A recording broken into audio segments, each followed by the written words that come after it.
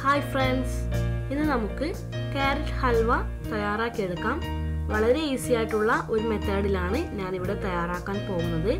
Condensed milk use ചെയ്തിട്ടാണ് ഞാനിവിടെ തയ്യാറാക്കുന്നത്. ഇതൊരു ഇൻസ്റ്റൻ്റ് ആയിട്ടുള്ള റെസിപ്പിയാണ്. ശരിക്കും നമ്മൾ ക്യാരറ്റ് ഹൽവ ഇങ്ങനെയല്ല ഉണ്ടാക്കൽ. പാല് മാത്രം ചേർത്ത് നല്ല കുറുക്കിയെടുത്ത് ഡ്രൈ ആക്കിയിട്ടാണ് ക്യാരറ്റ് ഹൽവ തയ്യാറാക്കുന്നത്. എൻ്റെ ഇൻസ്റ്റൻ്റ് ആയിട്ടുള്ള റെസിപ്പിയിലേക്ക് കടക്കാം. ആദ്യം തന്നെ നമുക്ക് ഒരു പാൻ ചൂടാക്കി അതിലേക്ക് നമുക്ക് ക്യാരറ്റ് ഗ്രേറ്റ് ചെയ്തത് ഇട്ട് കൊടുക്കാം. 2 വലിയ ക്യാരറ്റാണ് ഞാനിവിടെ എടുത്തിരിക്കുന്നത്. ഇതിലേക്ക് നമുക്ക് 1.5 കപ്പോളം പാല് കൂടി ചേർത്ത് കൊടുക്കാം.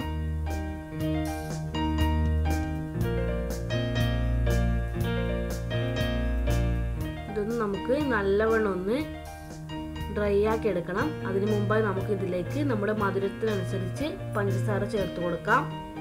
കണ്ടൻസ്ഡ് മിൽക്ക് കൂടി ചേർക്കുന്നതാണ്, അതുകൊണ്ട് കുറച്ച് പഞ്ചസാര ചേർത്താൽ മതി. നമുക്ക് ഫ്ലെയിം ഒന്ന് ലോ ഫ്ലെയിമിലോട്ട് മാറ്റി ഇതൊന്ന് നല്ലവണ്ണം ഒന്ന് ഡ്രൈ ആക്കി എടുക്കണം.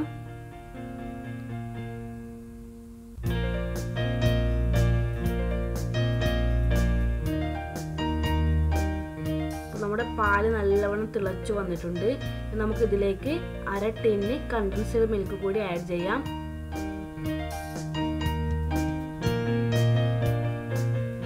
നല്ലവണ്ണം ഒന്ന് മിക്സ് ചെയ്ത് യോജിപ്പിച്ചെടുക്കാം. നമ്മുടെ ക്യാരറ്റിലെ കണ്ടൻസ്ഡ് മിൽക്കും പാലും എല്ലാം വറ്റി വരുന്നത് വരെ നമുക്കിത് വഴറ്റിയെടുക്കണം. കൈ ഇളക്കാതെ നമുക്കിത് വഴറ്റിയെടുത്തോണ്ടിരിക്കാം.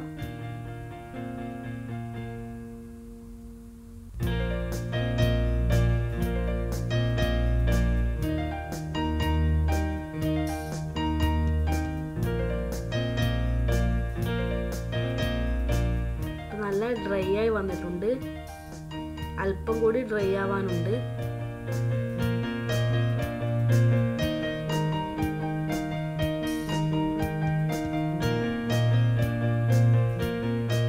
നമുക്കിനി ഇതിലേക്ക് 2 ടേബിൾ സ്പൂൺ നെയ്യ് ചേർത്ത് കൊടുക്കാം.